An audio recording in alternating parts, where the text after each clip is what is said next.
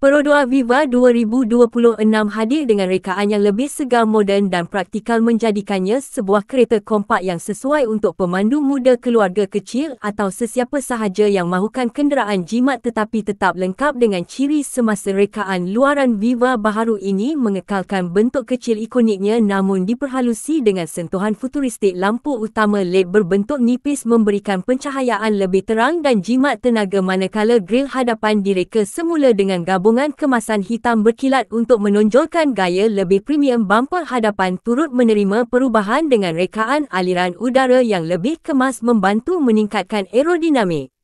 Pada bahagian sisi, garisan badan Viva 2026 lebih kemas dan moden digabungkan dengan rim alloy 14 inci yang memberikan kestabilan tambahan serta rupa lebih sporty. Cermin sisi kini mempunyai penunjuk arah LED dan ciri lipatan automatik, manakala bahagian belakang menampilkan lampu LED baharu dengan bentuk menegak yang memberikan penampilan lebih matang. Bumper belakang turut diperhalusi agar tampak lebih lebar dan stabil.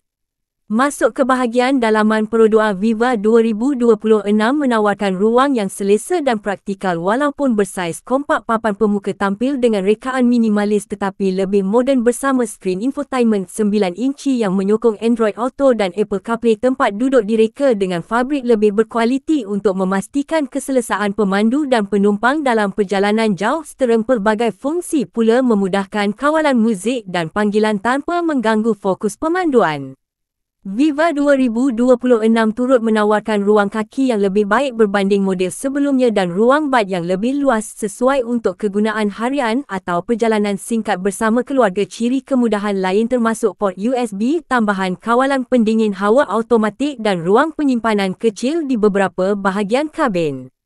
Dari segi enjin, perodua Viva 2026 dijangka menggunakan enjin 1.0 liter dual VVTi bersama transmisi CVT bagi memberikan pemanduan yang lancar serta penggunaan bahan api yang sangat efisien. Model ini mampu mencapai sekitar 22 km per liter, menjadikannya antara model paling jimat dalam kategori kereta kompak. Pemanduan terasa lebih stabil berkat talaan suspensi yang diperbaiki untuk keselesaan maksimum di jalan bandar maupun lebuh raya.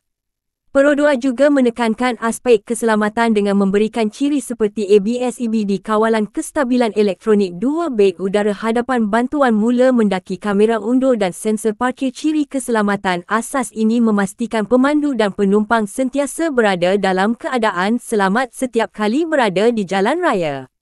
Secara keseluruhan, perodua Viva 2026 adalah kereta yang mengekalkan faktor jimat, praktikal dan mudah dipandu sambil ditambah baik dengan teknologi serta reka bentuk yang lebih moden. Ia sesuai untuk sesiapa yang mahukan kenderaan kecil tetapi tetap selesa dan lengkap dengan ciri penting masa kini. Apakah ciri yang paling anda suka pada perodua Viva 2026 dan adakah anda rasa model ini mampu menjadi pilihan utama dalam segmen kereta kompak? Jangan lupa untuk like, share dan subscribe supaya anda tidak terlepas video otomotif menarik yang akan datang.